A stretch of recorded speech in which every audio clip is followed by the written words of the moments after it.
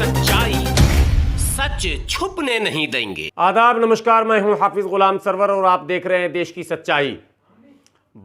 चुनाव तो 5 राज्य में हो रहे हैं, लेकिन सुर्खियों में सिर्फ पश्चिम बंगाल है। और आश्चर्य यह है कि जो किसान पूरे भारत में धरना प्रदर्शन कर रहे हैं, आंदोलन कर रहे हैं, उनके निशाने पर भी अब बंगाल है।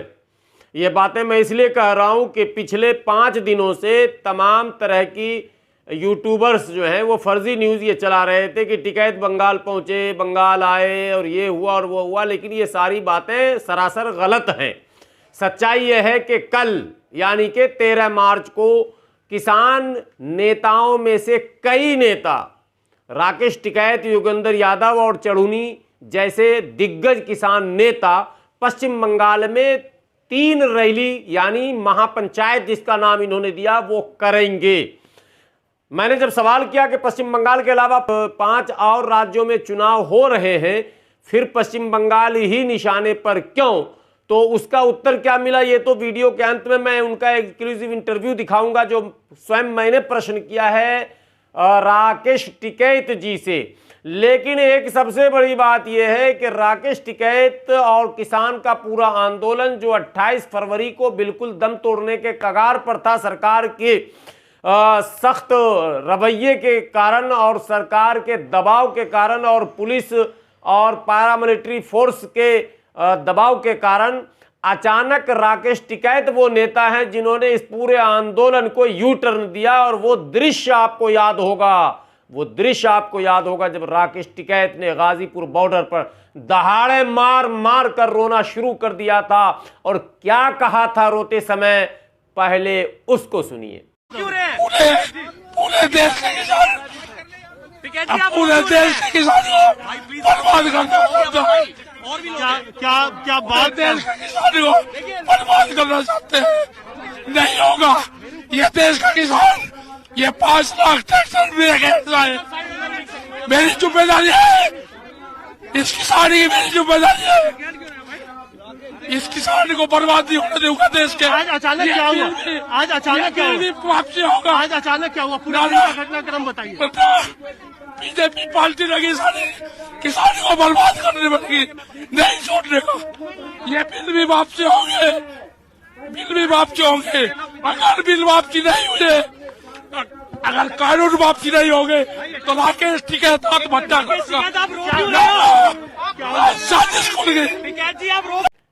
आपने राकेश टिकैत के उस आंसू को देखा, उस दृश्य को देखा, उस मंजर को देखा, लेकिन उसके बाद राकेश टिकैत को हौसला मिला तब जब पूरे उत्तर प्रदेश से हजारों की जनसंख्या में किसान बॉर्डर पर पहुंचने लगे और तमाम किसानों ने एक सुर से यह कहा कि राकेश टिकैत जी ने जो मुद्दा उठाया है किसानों का, इस मुद्दे पर हम सब इसी बॉर्डर पर जमे रहेंगे उस समय तक जब तक के केंद्र सरकार इन तीनों कृषि कानून को, जिसे काला कानून कहा जा रहा, वापस ना ले। लेकिन 5 राज्यों में चुनाव की घोषणा हो गई। प्रधानमंत्री जी, गृह मंत्री जी, रक्षा मंत्री जी, न जाने कितने मंत्री जी और संतरी जी सब चुनाव में लग गए। पूरा भारतीय जनता पार्टी, पूरा कारपोरेट।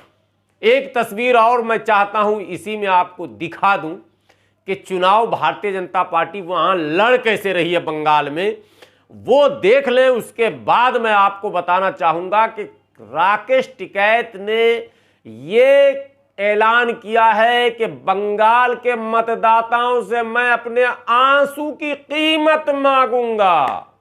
मेरे जो आंसू बहे हैं, अगर किसान कोई होगा तो वो मेरे आंसू का बदला जरूर लेगा और भारतीय जनता पार्टी को किसी भी कीमत पर वोट नहीं देगा।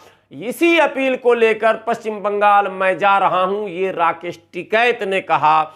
जब यह प्रश्न किया गया कि वहां आप भाजपा का विरोध करेंगे तो समर्थन किसका करेंगे, तो राकेश टिकैत का जवाब था, मैं केवल ये बताने जा रहा हूं बंगाल के लोगों को कि किसानों के साथ जिस क्रूरता के साथ, जिस अमानवीय ढंग से सरकार पेश आई है, ऐसी सरकार को आप वोट न दें, चाहे आप वोट किसे भी दे दें। सुने, पहले देखें उस वीडियो को कि पश्चिम बंगाल में चुनाव हो कैसा रहा है।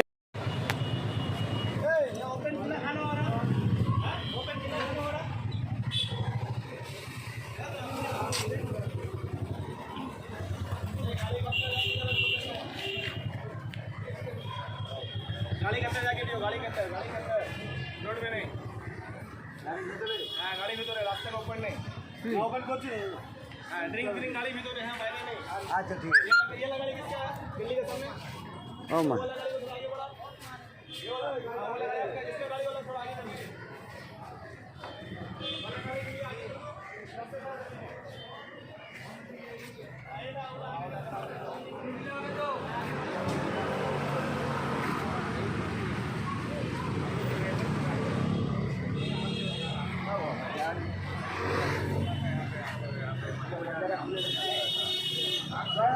और फिर सुने राकेश टिकैत का ये इंटरव्यू।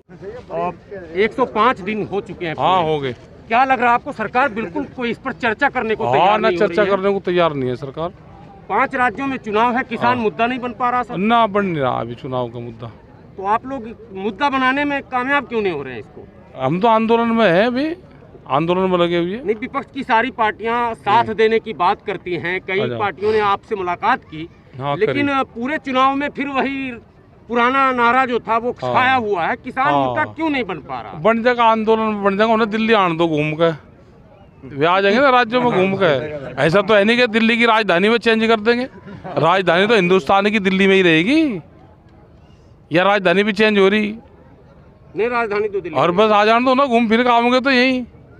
अच्छा, न्यूज ये चल रहा है हाँ, कि क्या आप चल रहा है? कलकत्ता जा रहे हैं, बंगाल जा हाँ रहे हैं। कलकत्ता जा रहे हैं। हैं। हाँ सच है, 13 तारीख में जाएंगे। 13 तारीख में हाँ, कार्यक्रम है। हाँ। तो वहाँ आप आह्वान करेंगे भाजपा को हराने का? ना उन्हें ये करेंगे, जब वहाँ पे जाएंगे तो वे वोट की बात करेंगे वहाँ पे, तो हम कहेंगे भाई इसे मत दियो, इसने तो हमारा इलाज कर दिया।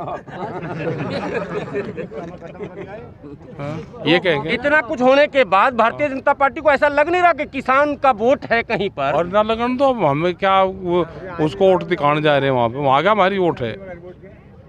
किसान तो सर पूरे भारत में है और ना? होगा भाई, वो हम तो बताओगे इसने हमारा इलाज कर दिया, इससे बचियो।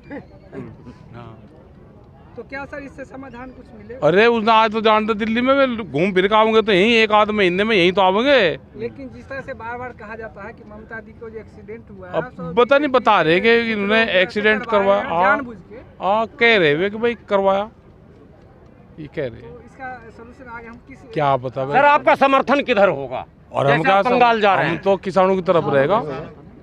किसानों नारा की फिर क्या देंगे? जो किसान ये- की बात करेगा वो तरफ नारा नहीं, देंगे? हाँ वही देंगे, और क्या या नारा। जो इसने किसान के ऊपर ये 3 बिल थोपे सिर्फ हाँ उसको उन्हें हराना? कहेंगे उसको हराना, क्या उसको वोट न दीजिए, हारा जितना का तो कौन हो, क्या हमारे हाथ में है, उससे बचियो भाई। बस उससे बचने की हाँ अपील बचने करें। की अपील करेंगे।